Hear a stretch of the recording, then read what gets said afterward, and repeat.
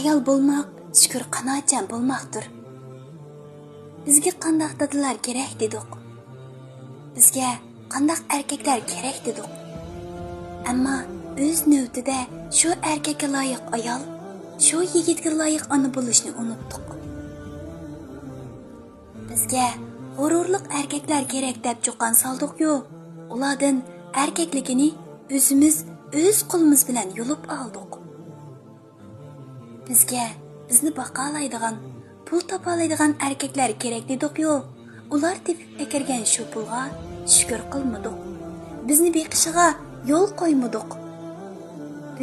Bizni tuqqan shu onalarimizga o'xshalmadik. Uydagi bor o'tashlar bilan oddiy bo'lsa-mu, o'xshitib bir taxsay qo'ya olmadik. Qiziq choyni oldiga chapa chekdingiz erim deb qo'ya olmadik. Aksicha, uning topgan pulini oz ko'rib, uni boshqalarning erlari bilan selishtirib, erkakligini yerga urdik. Muvaffaqiyat qozongan bir erkakning keyinda uni qo'llagan, uning uchun o'ntinsiz bedel to'lagan bir ayol bor deydi. Albatta, u ayol bedelni o'z uchun emas, shu oilasi uchun to'laydi.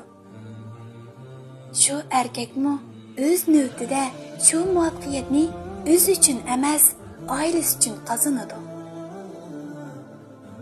Shuningdek, yiqilgan bir erkakning qayta tura olmasligida uni qayta turg'izmaydigan bir nodon ayol bor. Shukr qanoatni bilmaydigan, barnimi qamlashtirib olmaydigan bir nodon ayol bor.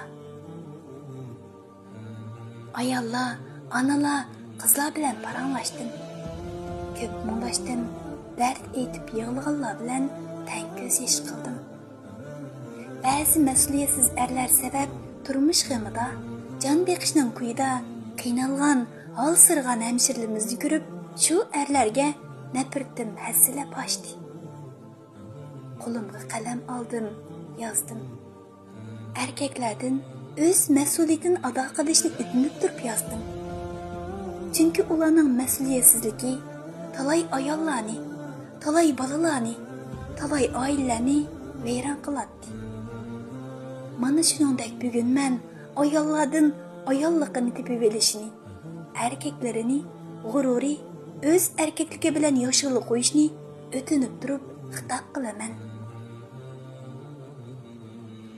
Erkaklardan erkaklik talab qilish uchun bizda ayollar xos ayollik, qizlar xos qizlik, onalar xos onalik bo'lish kerak ekan. Talaylagan ayollarni ko'rdim. Oilada oillik, ayollik, onalik burchini ado qila olmayotgan, o'z mas'uliyatini tuniy olmayotgan, uyning mo'risidan is chiqarish o'rniga uydan bo'ron uchirayotgan, o'zining bag'ridan chiqqan bolasini beqishni maqomlashtira olmay, bola beqib, yerib deb g'alaytayotgan, ona bo'lgandan iftixorlanish o'rniga voysayotgan shu ayollar, shu onalar. Qazon qaynagan uyda barkat bor. Qazon qaynagan uyda mehr muhabbat bor. Ammo uni his qila olmay, har kuni bozordan tomoq yeb, yo'ldishni uy tomqiga zar qilayotgan, onasining qadriga kuniga talay yetkazayotgan shu ayollarga, shu onalarga shundoq degim bor. Sizlar yana qaysi tarafinglarni, yo'ldishinglarning yaxshi ko'rishini, asrashini xohlaysizlar? Söylüşdin, kuylishdan yana umidmisizlar? Cho'nglarning eringni o'zingga qaratmoqchi bo'lsang, avval uning oshqozini utdaydigan so'zi bor. Demsimi erkaklar ayollar qo'yganda qo'saq amroq keladi. O'zi tanlab olgan shu ayoli o'xshitib turib, nas kelishmi bilan oldi qo'ygan tomoqni u muhabbat o'rnida yeydi. Pakiz tozlangan, ratlangan, mehr issiq, muhabbatli uy. Chiroyli kiyingan, pakiz, nazokatli ayol. Qiziq damlangan bir piyola choy. Erlar qanday ayollarni yaxshi ko'rdi bilamsizlar? Sizlar cho'qim go'zal ayollarni deydigansizlar. Ammo ular tashqi ko'rinishi go'zal ayollarga qaraganda qalbi go'zal ayollarni bakarak yaxshi ko'radi. Yana kelib haqiqiy yaxshi ko'radi. Ular yanada turg'unida o'zining haqiqiy erkakligini his qildira olgan ayollarni haqiqiy suydi. Yana kelib suyunib turib suydi. Undaqda ularning ko'nglini qamaq tutamiz. Baxtning ta'minini tetigan onajonlarimizning nasihatlariga quloq solib, uni o'rganib, tatbiqlab turib, andin ularning ko'nglini tutamiz. Undaqda maxfiyatga quloq soling. Yo'ldishingiz ishdan qaytib kelganda kulib turib ishga yeching. Ahvol so'rang, chay qo'ying. Charchig'inida mo'risini yenik tutib qo'ying. O'zingizning tatliq so'zlari bilan uningga madad bering. Ba'zida aqlli ayol bo'lib yo'l ko'rsating. Tadbirlik bo'ling, muloyim bo'ling. Yo'ldishingizning hurmatini qiling. Boshqalar oldida texmi shundaq. Yo'ldishingizni tushiradigan, uni ojiz ko'rsatadigan so'zlarni deb yurmang.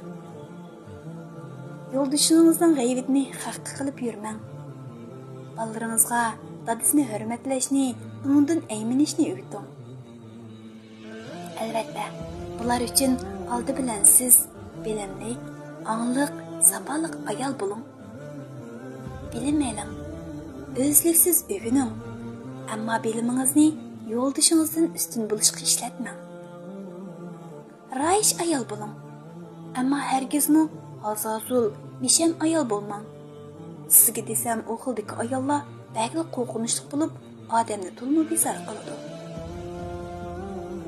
Qanoatchan ayol bo'ling. Yo'ldishingiz sizga sovuq qilgan bir tal atirgulni qadrlashni biling. U sizga ato qilgan sevgini chin tuting. Yo'ldishingizning sizga ato qilganlari uchun rahmat aytingki, ammo qilolmaganlarini yuziga selib, uni o'ng'aysizlantirmang. Uni qo'llang, yordam qiling. Uni oildan xotirjam qiling. Mehr, muhabbatli bo'ling. Muhabbat u barjay to'limi go'zaldir. Pakiza ayol bo'ling. Mehnatchilik nasib etishdan boshqa narsa emas. O'zingizni yasab yurmay, yo'ldishingizni ratlik, pakiz kiyindiring. Bir kishining yurish-turish, kiyinishi qarabla ayolning qanday ayolligiga baho bergil bo'ladi. Har kishi bilan tang turib gap talashgan ayol, u ayol xato ayol. Shuncha haqtirsimi, numus qilmay, og'zini buzib, sat gaplarni yuqori ovozda deyilgan ayol tarbiya ko'rmagan ayol. Bu ayollarni olgan erlarning holiga voy. Demak, erkaklarimizni o'z erkakligi bilan yashig'ili, yashnig'ili qo'yayli. Uning uchun biz avval o'z ayolligimizni topib olaylik. Oilashni kutgan ekanmiz, oilashga loyiq ojiza bo'laylik. Erkakdek ayolni qaysi aysin? Erkaklarimizdan erkaklik talashmayli, ayollar.